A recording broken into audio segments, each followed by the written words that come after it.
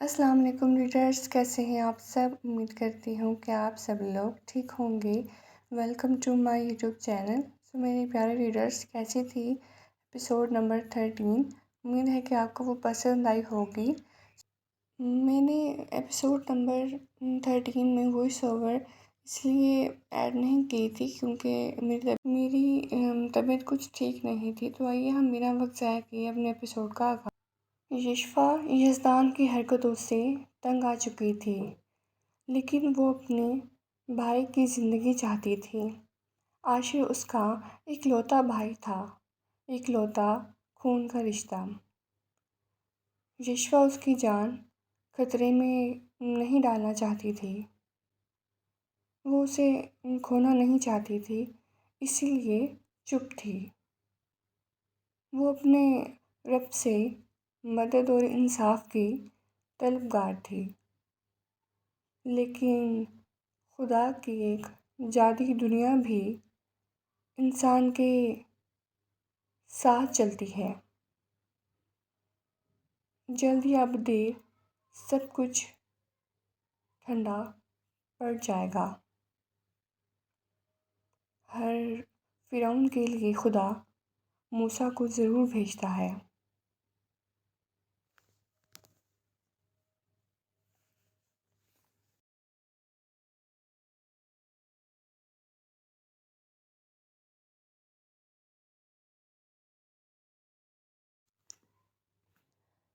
حماد تم یہاں؟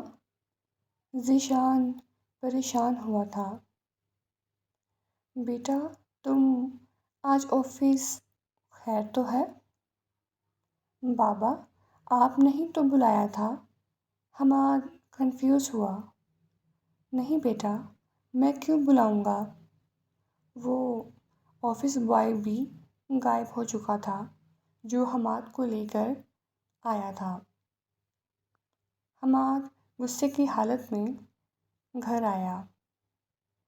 گھر آتے ہی یزدان کے کمرے میں چلا گیا۔ بنا دروازہ بجائے وہ اندر آتا چلا گیا۔ ایک زور کا مکہ یزدان کے کان کے نیچے مارا۔ بے غیرت انسان، اپنے گھر کی عزت کو تو چھوڑ دے۔ کیا کیا تو نے یشفا کے ساتھ؟ کیوں اس کو اکیلے گھر لے کر آیا؟ بول۔ یزدان کا گریبان پکڑ کر حماد دبا دبا گرا رہا تھا۔ یہ روپ یزدان نے پہلی بار دیکھا تھا۔ اس معصوم کی مجبوریوں کا فائدہ اٹھا کر کون سی مردانگی دکھا رہے ہو؟ یزدان کا چہرہ نیچے کی طرف جھکا ہوا تھا۔ پورے گھر میں دونوں کی آوازیں جا رہی تھیں۔ یہ آواز تو حماد کی ہے۔ حسینہ بیگم کمرے سے باہر آتی بولیں۔ کیا ہوا ہے ایرم؟ پتہ نہیں امی، یزدان کے کمرے سے آوازیں آ رہی ہیں۔ یزدان نے چہرہ اوپر کیا۔ غصے میں یزدان کی آنکھیں خون جھلکا رہی تھیں۔ بدلے میں اتنے ہی زور کا مکہ حماد کے پیٹ میں مارا۔ یزدان ایک مکے پر نہیں رکا تھا، مکوں کی برسات کر دی تھی حماد پر۔ حماد نڈھال ہو گیا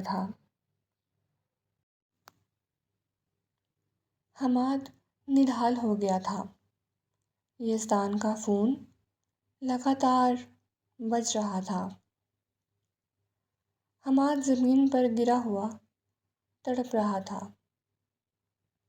چلے جاؤ Hammad, hello mister hello mister यज़दान, पहचाना?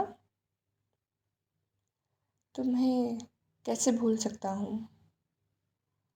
यज़दान हमाद के पास रखी रोलिंग चेयर पर बैठ गया।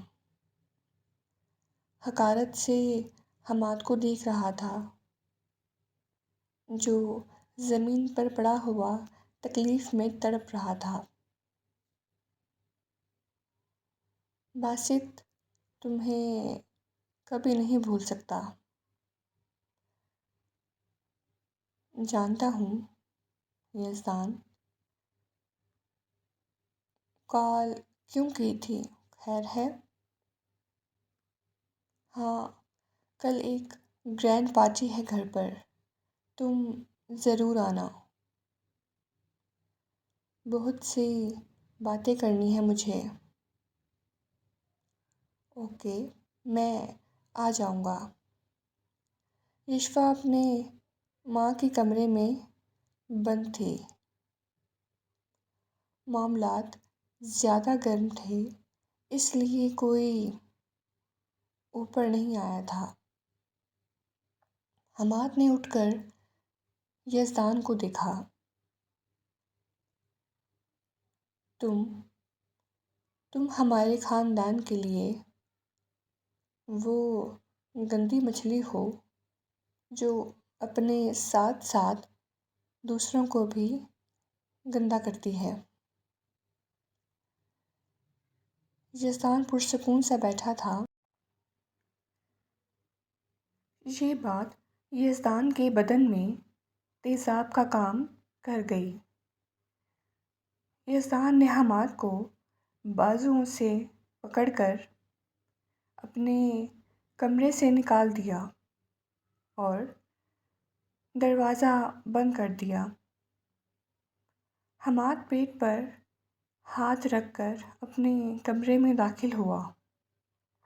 या अल्लाह, मेरी मोहब्बत की हिफाजत कर।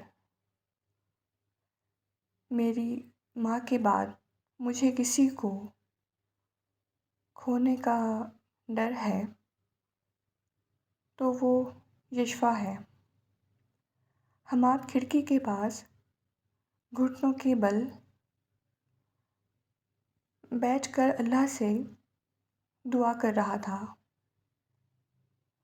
दो जानें बहुत तकलीफ़ में थीं। अगले दिन 25 अक्टूबर, ये इस्लामाबाद की सबसे खूबसूरत जगह थी,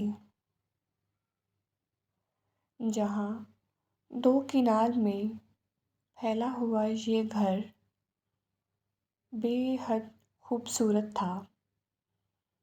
इस घर में ज़्यादातर काम लकड़ी से किया गया था, जो इस घर की मलिका की मर्ज़ी से बना था।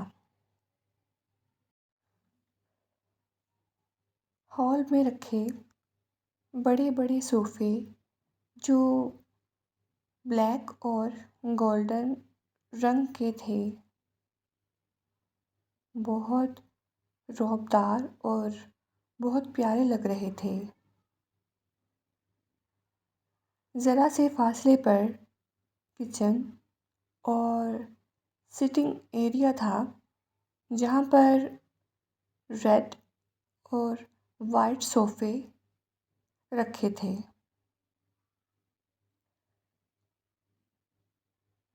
रिहायशी कमरे सब ऊपर थे। हॉल से बाहर एक बड़ा और खूबसूरत गार्डन आँखों को सुकून देने के लिए तैयार खड़ा था। इस बागीचे में एक औरत पीच शेड का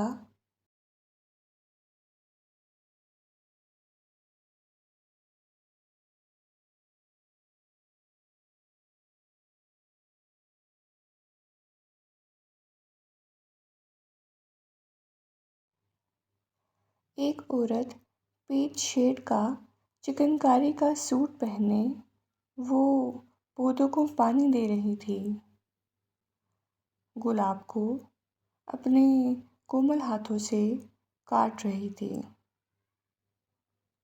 کوئی تھا جو اس کی ایک ایک حرکت نوٹ کر رہا تھا۔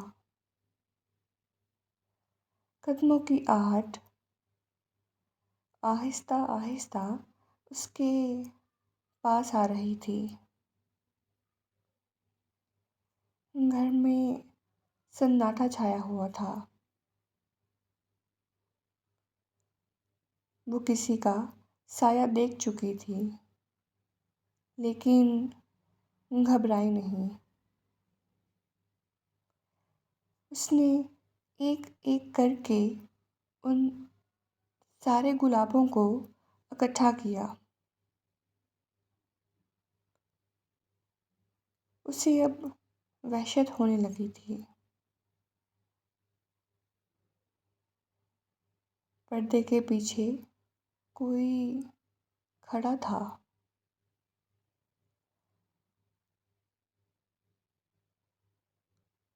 کون ہے وہاں؟ آواز میں ڈر تھا۔ آواز میں ڈر تھا۔ وہ چلتی ہوئی ہال کی طرف آئی، لیکن وہ سایہ غائب ہو گیا۔ پورے جسم میں خون جمنے کو ہو گیا۔ خوف کی لہر دوڑ گئی پورے بدن میں۔ چہرے پر ننھے ننھے پسینے آ رہے تھے۔ وہ ڈر گئی تھی۔ آج تو گارڈ بھی چھٹی پر تھا۔ میرے پیارے ریڈرز، اب آگے جو ہے کچھ سانگس کی لائن آنے والی ہے۔ ان لائنس کے علاوہ جو ہے میں باقی ٹیکسٹ کو ریڈ آؤٹ کروں گی۔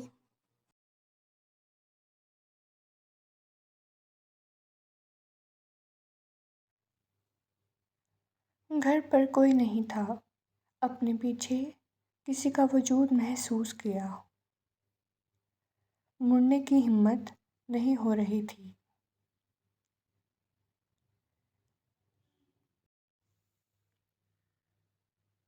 گمبھیر آواز اس کے کانوں سے ٹکرائی۔ اس نے اپنے دل کے مقام پر ہاتھ رکھا۔ سانس رک سی گئی۔ جی میرے پیارے ریڈرز، اب یہاں سے جو کچھ سانگس کی لائن سٹارٹ ہو رہی ہیں، یہ ایک اولڈ سانگ ہے جو ایک ہسبینڈ اپنی وائف کے لیے گاتا ہے۔ امید ہے کہ آپ اسے انجوائے کریں گے۔ میں اس سانگ میں وائس ایڈ نہیں کروں گی۔ اور اس عورت نے جس کا سایہ دیکھا تھا، جس کی وجہ سے وہ خوف زدہ تھی، وہ یہی تھا۔ یہ کوئی اور نہیں، سکندر تھا۔ ہیپی برتھ ڈے میری ملکہ، میری خوشی، پیچھے سے ہگ کرتے ہوئے کہا۔ چہرہ اس کے کندھے پر رکھ کر محبت سے چور لہجے میں بولا۔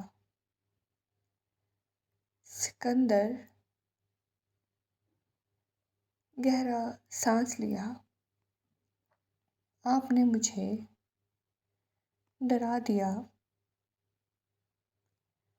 آپ کو پتہ ہے میں کتنا ڈر گئی تھی۔ آنکھوں میں خوف اور نمی تھی۔ اپس، سوری میری جان، میں تو تمہیں سرپرائز دینا چاہتا تھا، لیکن یہاں تو میں خود ہو گیا ہوں تمہیں دیکھ کر۔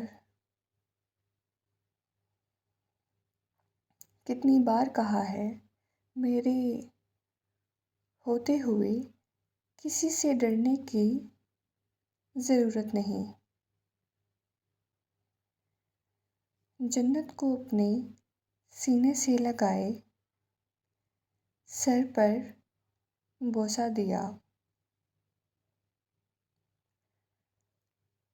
ٹھنڈی ہوا کا جھونکا ان کو ایک دوسرے سر پر بوسہ دیا۔ ٹھنڈی ہوا کا جھونکا ان کو ایک دوسرے میں سمٹنے پر مجبور کر گیا۔ جنت سکندر کے سینے میں چھپتی چلی گئی۔ سکندر کے چہرے پر گہری مسکراہٹ چھا گئی۔ کیا ہوا مائی ہیون؟ اگر موڈ بن رہا ہے تو بولو، ویسے بھی گھر پر کوئی نہیں ہے، شرارت بھرے لہجے میں بولا۔ سارے ملازمین کو سکندر نے چھٹی دے دی تھی۔ خفیہ طور پر سب کوئی نہ کوئی بہانہ بنا کر چلے گئے۔ بندر تم بہت برے ہو۔ جنت جلدی سے دور ہوئی۔ کیا کہا تم نے؟ کیا کہا میں نے؟ جنت جان بوجھ کر انجان بنی۔ اچھا جی، کیا کہا ہے تم نے؟ رکو تم ذرا۔ سکندر اسے گدگدی کر رہا تھا۔ پورے گھر میں ان کے قہقہے گونج رہے تھے۔ جب وہ لڑتے تھے تب جنت اس کا نام ایسے ہی بگاڑتی تھی۔ سکندر اپنا بدلہ گدگدی سے لیتا تھا۔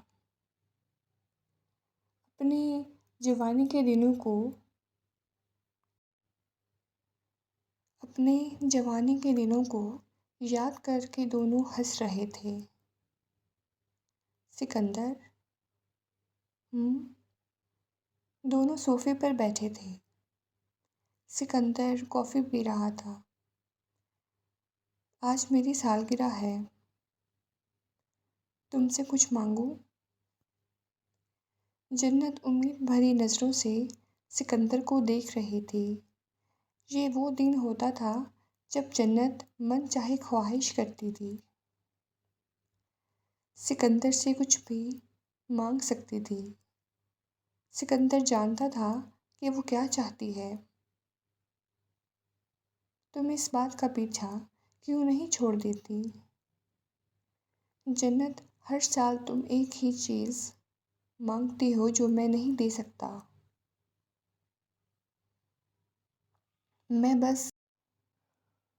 میں بس کوشش کر سکتا ہوں اور کر بھی رہا ہوں۔ میری جان، ہماری اپنی فیملی ہے، بچے ہیں۔ تم کیوں وہ کہہ رہی ہو جو میں پورا نہیں کر سکتا؟ جنت کا چہرہ اپنے ہاتھوں کی پیالی میں بھرتے ہوئے بے انتہا پیار سے بولا۔ کیسے بھول جاؤں سکندر، کیسے؟ 20 سال سے زیادہ عرصہ ہو گیا ہے۔ میں نے اپنے بچوں کو نہیں دیکھا، نہیں معلوم وہ کس حال میں ہوں گے۔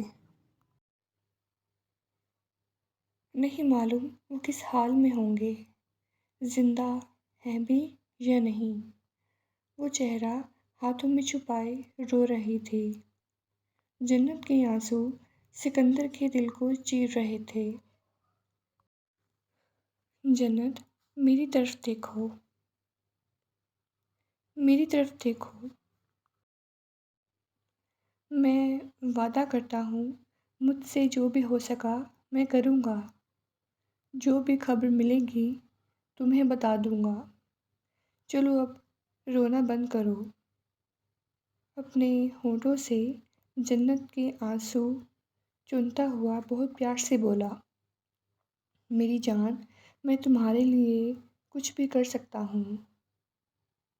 ہونٹوں پر ذرا سی شرارت کی جس پر جنت شرمائے بنا نہ رہ سکی۔ جنت کا روتا ہوا چہرہ لال ہو گیا تھا۔ شام کو بہت سے مہمان آئیں گے، بہت بڑی پارٹی آرگنائز کی ہے میں نے، وہ بھی صرف اپنی جان کے لیے۔ پورا گھر دلہن کی طرح آج سج جائے گا، تم دیکھنا، اب تم آرام کرو۔ کیا باسل اور ایسو بھی آئیں گے؟ سکندر جانے لگا تب جنت نے اس سے پوچھا۔ وہ دونوں مصروف ہیں ملک سے باہر، تم آرام کرو۔ دروازہ بند ہو گیا۔ گھر میں ہر طرف افراتفری کا عالم تھا، لیکن جنت خود سے جنگ لڑ رہی تھی۔ وہ الماری کو گھور رہی تھی۔ اس الماری کے 3 حصے تھے، 2 حصوں میں کپڑے تھے، لیکن ایک حصہ ہمیشہ سے لاک تھا۔ اس میں کیا تھا یہ صرف جنت کو پتہ تھا، صرف اس کو۔ یہ گھر تو دلہن کی طرح آج سج جائے گا سکندر، لیکن میرا دل کفن میں لپٹا ہے، بند دروازے کو دیکھ کر اپنے دل میں کہہ رہی تھی۔